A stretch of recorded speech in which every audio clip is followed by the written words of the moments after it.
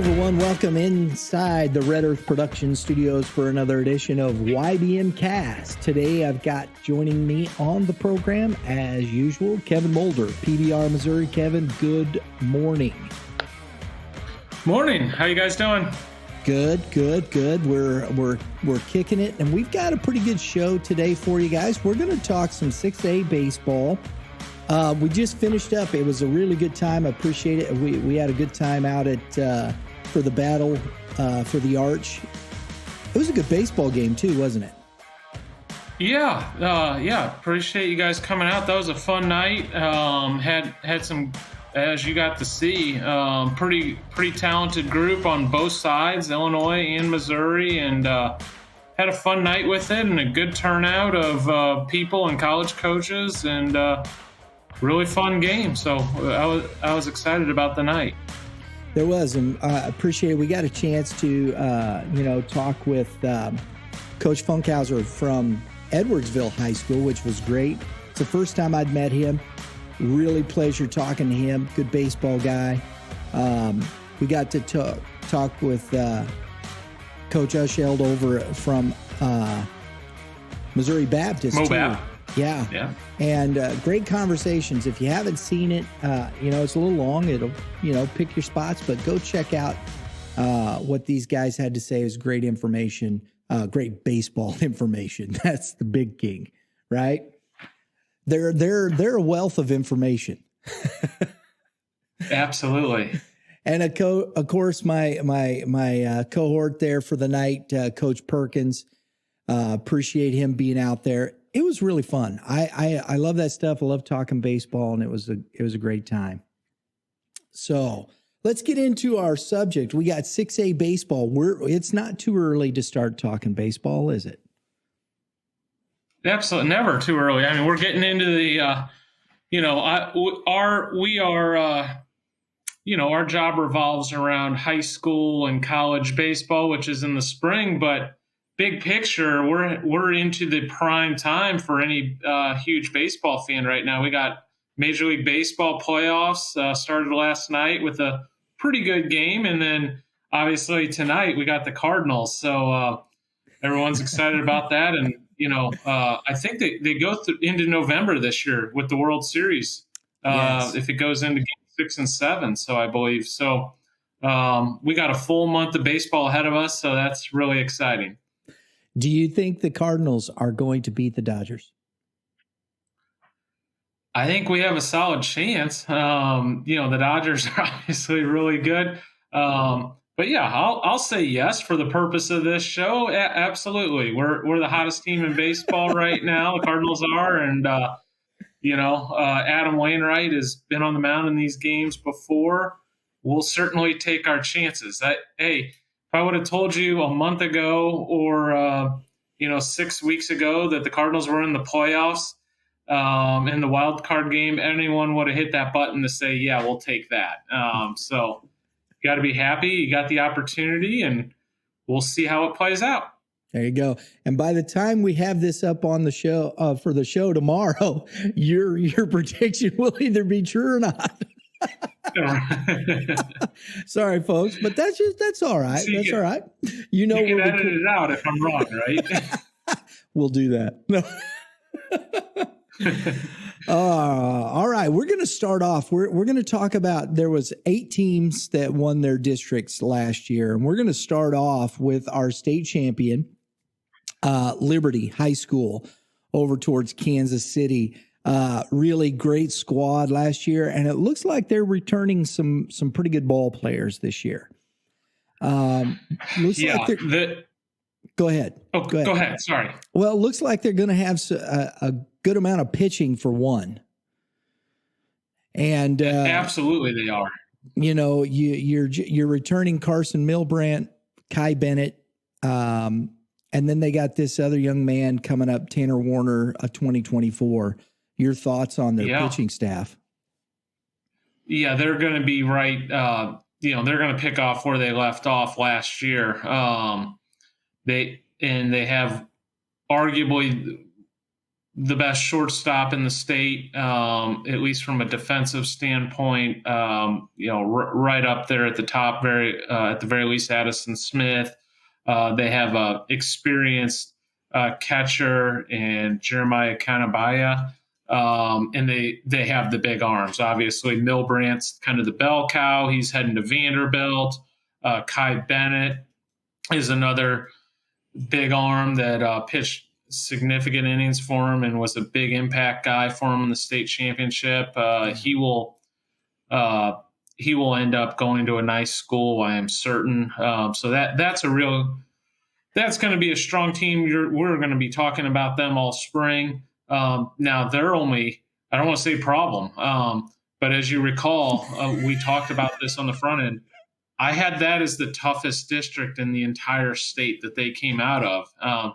So there's one of those on this side as well. But if you survive that, you're capable of winning state, and but it'll be hard for them just to get out of the district. And I say that in firmly believing they could 100% be the returning, defending, or a repeat state champion this year. So, and we're going to talk about that one team because I've looked at Liberty North, and we're not going to get into them, but wow, that's all I got. Yeah, we'll talk about them later. So they have a great chance. I think they could. They definitely, with that returning, they have a chance to win the district. Most definitely. So let's move over to the runner-up, Fort Sumwalt West. They were a heavily senior-laden team that last year. So they graduated a lot of guys, but they got some guys still coming back, some pitchers that are going to be, I think, an impact. Dylan Bates going to Missouri S&T, Daniel Whistler. And they've got some kids coming up. I think their JV team didn't lose a lot. So I think they're going to be in good shape. Yeah, they're not going to go away. And the interesting thing is they had so many senior starters. I believe they started 7 guys that were seniors. So it was tough for some of those younger guys to get on the field. So there's going to be some question marks, but that doesn't mean that, Fort Zumwalt West isn't going to go away. They're going to have talented guys. I already know they have talented guys. A guy that will play a bigger role. He played a very big role last year, but Daniel Whistler is a legit two-way guy, and he was recovering from a slight shoulder issue last year. So he only really played center field. I think at the very end he did get on the mound, or I know he did. But for them to be at their best, they're going to really need him to be the ace of that ball club. And there's plenty of talent. He's heading to Mizzou. He's a very nice center fielder, but they're going to need him to be an impact guy on the mound after losing Tanner Perry, Hargraves, Nolan Miller, Jericho Badwin. So they lost, some big arms that all moved on to very nice, colleges. And, I would say that would be honestly the key to that the season for them is Daniel Whistler going to, take over the reins and be the ace that they need him to be. And he's more than talented enough to do that, I believe. I like the key factor here personally is Ryan Ulm, the catcher, going to Quincy University. Mm-hmm. He was there with that run with those guys. Having that veteran catcher, he's a senior now, worked with that staff last year. That's huge. That is a big step for them. Yeah, you got your quarterback or your defense, basically, that's a senior. That is always nice. Strong kid. Will obviously probably slide up in the lineup a little higher this year. That's another key cog. And, there's going to be some young guys that, maybe aren't on our radar at this point that are going to, in my mind, I'm sure, step to the forefront and be impact guys and guys that we know in April. Yeah, I agree. there's a, because there's the one kid, 2023, played third base, right-handed pitcher Cooper Robertson. So we'll see how these kids come up, and I think it's going to be an interesting season for Ford's Humboldt West. It could go, I think they could go one of two ways for them, but I think they're going to have a tough time in that district coming out of that personally. It's another strong district, and some of those other teams in that district were a touch young last year. So they, those guys will be older. The Zumwalt West will be younger. So yeah, there could potentially be a changing of the guard for a year or two while they reload, but we'll see. We'll see. Yes. Yeah, that's it. Third place, Jefferson City. I got two guys here that I talk about here, seniors, left-handed pitcher, Case Hager. And then of course, the young man we saw, at the Battle for the Arch, second baseman, outfielder Connor Earlywine. That kid is fast. Yes. You saw one of the stars in action for the Jays there on Tuesday night. Connor, he is a plus runner, 6'5", 60, 6'5", 360, classic leadoff hitter type. He is a tough kid. So he and is versatile, can play the infield, can play center field. He's going to make him go offensively, and he's going to cause all sorts of problems for teams on the bases. He's good. Once that kid gets on first base, he's going to score somehow, some way, because he can steal bases. He can go first to third, first to home, second to home, etc. He has a great feel for the game. And then Case, that's a quality left-hander that they have. And I will say this, they also have one of the better 2025 25s. So they have one of the top freshmen in the state as well, a kid named Jordan Martin, that wouldn't shock me at all if he's on varsity, being a major contributor at his first year. But, it's early. He's only been on campus a month or whatever. So time shall tell, but the talent is certainly there, and I know they think very highly of him as well. And you've got, the two Blue Springs schools there, which I think is going to be very tough. It's still going to be I think a tough district to get out for Jeff City. I don't know. They had a good run. We'll see. And I think Blue Springs, I don't know. I believe it's just Blue Springs. I've noticed a lot of talent. Blue Springs South always has a lot of talent. So I think both of them are going to be strong this year. Both of them. And Blue Springs South in particular has some young guys coming through that are high-end guys. Blue Springs is led by a future game participant, Cole Chase, who just committed to Indiana State. So that one's going to be really tough. But Jeff City is, I feel like they kind of always rise up every couple of years and make a run at the state championship. They won it a couple of years back. So they'll be right there, but they'll certainly have some heavy competition with, in particular, those Blue Springs ball clubs. So let's take a look now. We had our fourth place team. Now this one, to me, boy, Christian Brothers College, CBC, loaded.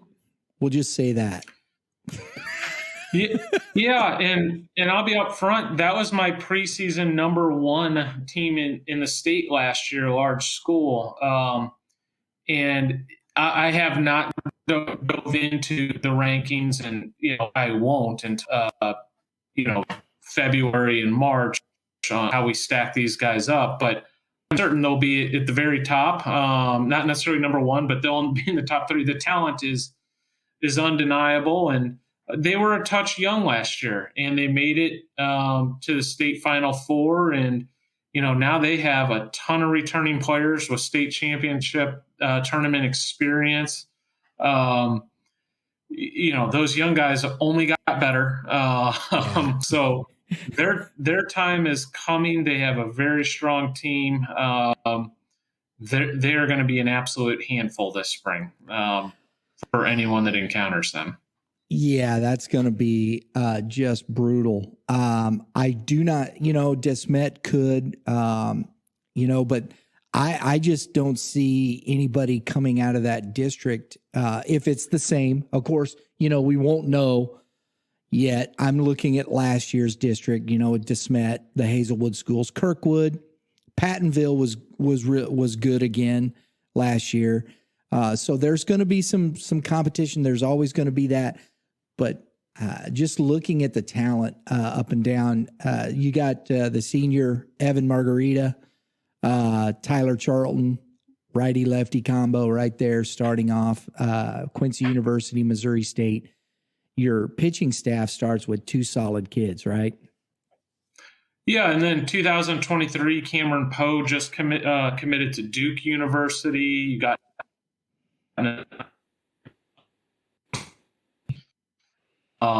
they have was at the Battle of the Arch games, Bryson Naputi, that's going to be a high-level college guy. Caden Peer, another junior that's committed to Mizzou.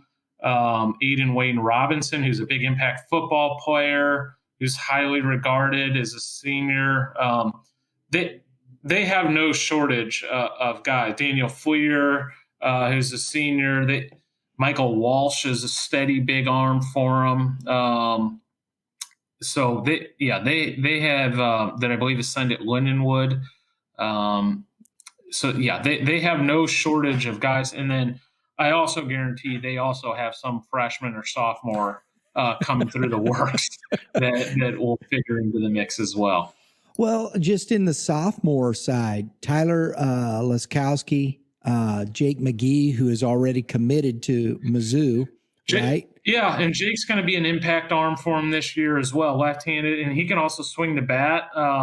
Strong kid that saw varsity action last year. Not a ton, but he got a taste of it, and I'm sure that he will be a major contributor from this point moving forward. So, yeah, they have Tyler Laskowski can really swing the bat. He's a strong dude. Now, those young guys, I said CBC was really young. Those young guys are starting to get older, so it can make it tough for the young freshmen and sophomore studs to get on the field. But, as a high school coach, Coach Horn, that's a good problem to have. You want ideally, it's nice when the juniors and seniors are at the top because they've had that experience of, being at that state championship tournament last year in Springfield, and they will be look for, I'm sure, having a big spring this spring. So we're going to move to Jackson High School. They won their district, which was kind of a surprise. They were the 3 seed in that district last year. And I think we were all surprised that they came out of that district, right? Mildly surprised, yes. That wasn't upset, but Jackson, I saw them earlier in the year. They are a good program. They're well coached. I'll tell you what, that's one of my favorite places in all of Missouri to go watch a high school baseball game. Whitey Herzog Field. They have a stadium, and the town gets out and supports it. It's a little bit different field than going to some of our games in Kansas City or St. Louis. And I don't mean that in a negative way. It's not a shot at our schools around here, but that Jackson community really gets behind that ball club, and they are out in full force. It's a neat atmosphere. If you're ever down in that way, it would be a fun one to take in for sure. But more importantly, they have a loaded group. They have a nice young arm named John Paul Sauer. That'll be a sophomore. It'll be a big arm from them. They have a big bat, Caden Bogenpool. So they and a number of other guys. So they're going to be strong again this year, I would imagine. And they got 2 seniors, Caden Drum, Will Richardson, righty-lefty combo. Yeah. And then we saw Grant Dodson out at the games the other night. Solid-looking ball player. Great athlete, good runner. Yeah. And Will Richardson, he's going to be a major impact guy for him on the mound. he missed a decent portion of the season, didn't pitch. Now he was also a hitter for him and a good hitter. But yeah, they are deep, and they will be one of the stronger teams down in the southeast portion of the state this year. So they're still going to give Lindbergh, Vianney. They're going to make a run at this. It looks like, again, they've got plenty. They've got the talent. They've got good pitching. They got that senior leadership.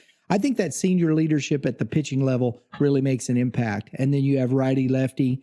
I think that's a huge impact at the high school level. No question. They will be.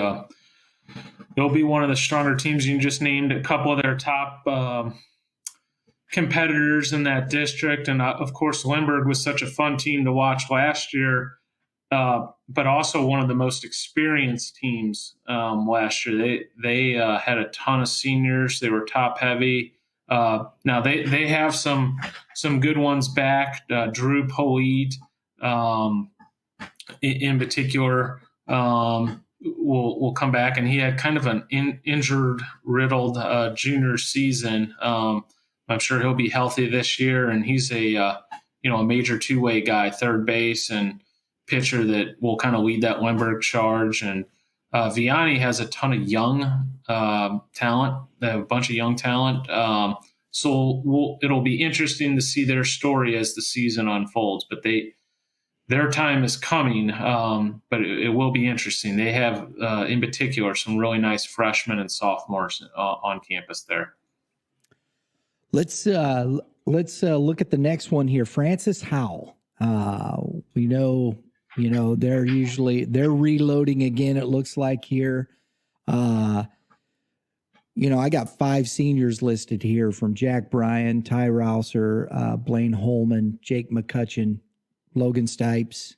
That looks like right there is going to be a solid start there. Then behind that, it'll be interesting to see what Brett Norfleet has coming off that Tommy John surgery. Agreed? That's right. And he is to 100% now. So he's healthy. So he should definitely be full go come the spring. And that is a big piece, literally and figuratively. So he's going to be a major impact. And right now, Coach Perkins, he has the assembly line going. So they did lose a lot, but I also am well aware of their the freshmen and sophomores that they have on campus. They have a really strong freshman and sophomore class. Titus Sissel, who started as a freshman, who's a top 500 national guy in his class, will play a more prominent role this year, I would imagine. So they will be just fine. And obviously with Coach Perkins at the helm, they're going to be competitive, but on the field, player wise, they will be extremely talented.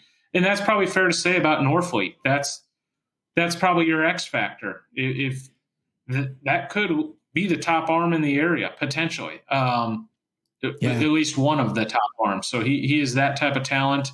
Obviously 6'7", right-hander that's before injury was topping out at 91 as a 15-year-old. And now with a year and a half or so more of experience and strength and coming off that injury, it will be interesting to see him as the season progresses. And I think that's because they got those juniors, Jesse Verschelden, Landon Graves, Brady Holtman, Quentin Klusner. So you've got a pretty good combination of junior, senior talent on this squad. And I think, like you said, that X factor right there with Brett. I think I do believe personally that when you look at their district, they're the favorite, unless you get Lafayette or Marquette. Eureka's always been a tough competitor in that district as well. Yeah, in Eureka, Eureka had such good pitching last year. I'm not saying they won't. They lost a bunch of it. Obviously, Cole Coons, Ryan Carl were a couple of them. Now they do return Dylan Tate, who's a really nice arm. So it will be interesting. But yeah, Francis Howell is, towards the top of that list for sure. Exactly. So as we're moving on here, we're going to go down Republic. Now, Republic was definitely a surprise there because they came out of that district. That was your major upset, as you recall. Yeah. I mean, I don't think anybody saw that coming. Everybody was, Kickapoo was right there. Lebanon was playing well. Joplin, I think, and just boom, Republic goes. That was the team that just caught fire and ran through that thing. But because everyone the main team was Kickapoo and I believe Glendale. Those were the teams everyone was talking about and had the more name brand guys and whatnot. But Republic made that run, so now they got the belt. So you're going to get some fired up opponents coming right at you. So it'll be fun to see how that goes. The Southwest of Missouri always plays really good baseball. There's a lot of really good teams down there and good players down there. Willard, of course, I know we're not talking about 5A today, but they were your state champs at the 5A level. So there's no reason to believe that the Southwest portion of the state won't produce, some really high-end baseball like they usually do this year. So we got one more team here in our district look, and that is Raymore Peculiar. And as I was looking at this group, they're returning a lot of talent, especially on the pitching side. Bryson Gooding, Michigan. Carter, I'm sure I'm going to butcher this name. Daganda. Okay. Daganda. Carter Daganda. And then you have Caden Wilson, LSU commit. Pitching wise, they're going to stack up with anybody. Yeah, they run three high-end left-handers right at you. So that's fairly impressive. Daganda, Wilson, Gooding, all big names. They have a young sophomore outfielder I like, Jaden Riddell. That's a talent for sure. So they did it last year. They return all those arms. They should only be better, honestly, this year, you would imagine. Yeah. I mean, if you can, you're throwing ground balls, baby, strikeouts. I mean, and you can scratch runs. They got the one junior coming back, Baylor Mobley. I don't know much about this young man. I'm sure you've seen him. Yes, no. I don't. I haven't seen Bailey. Haven't seen him. Baylor Mobley. No. So, and then you have Alex Biondo, I believe that's what, catcher, senior, coming back. So I always think if you got that combination in high school of quality pitching, plus you got a senior catcher who's been playing with these kids, knows them, I think that's a great combination. As you said, at quarterbacks, keeps everybody. If you've got that solid senior leadership behind the plate, I think that's huge, personally. Absolutely. You got a good catch, because some of these teams, will have the big arm, but they won't have someone that can catch them. And that is a problem for some high schools. But if you have a senior catcher that can handle some of your bigger arms, and they got big arms, obviously, that is a key, to having success. And I'm going to tell you, this is, it just popped in my head. I have been behind the plate as an umpire where the catcher is not at the level of the pitcher. And that is a scary thing. It's a bad spot for a plate umpire to be in.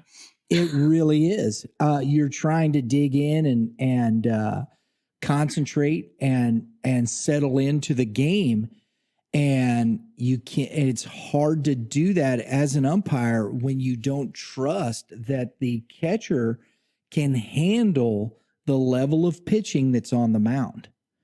And I think that's a reality. So I think at the high school level, that is so important. Without question. So you think Raymore's got a shot coming out of that district still? You know what? You always take the pitching, right? So, yeah, you got 3 district games, and they'll be able to throw 3 high-end arms. So, that's always going to give them a chance. Liberty basically rode those arms all the way to the state championship. You can't do it without the arms. We've seen teams with great offenses where they can carry them for a while. But once the you start getting to the elite teams, you do have to have the pitching to back it up. And certainly Ray-Pec has the arms to make a run. So I'm looking at these 8 teams, and I don't think there's any reason, other than, I think Republic still that, I don't know, Jeff City, we'll see. But I think between Jackson, Francis Howell, CBC, definitely, Raymore and Liberty, I think these teams really have a real chance to be that district champ again, to repeat. That's my thought process. Yeah, I as we sit here today, there's no question. There's obviously going to be a lot of water to go under the bridge. We got an off season ahead of us. I probably realize it more than most that these guys make big changes, but hopefully mostly for the positive. There will be some guy that we are talking about, and probably rightfully so, that is an average player as he sits here today, but with a full offseason of working out, he might grow 3 inches, gain 7 miles per hour on his fastball, etc. And then he's a star next May. There will be that kid this year. I guarantee it. It happens every single year. So a lot can change, especially for high school players, in basically a half year's time. And that's what we're looking at here, or 5 months or whatever it is. So, but as we sit here today, those teams do look strong, and, I would expect them to be, have a heavy hand in the action next spring. Just as we finish up here today, Kevin, I was looking at the 2024 class rankings came out, top 500 or whatever it is. And there's a couple of Missouri kids in the top 100 there.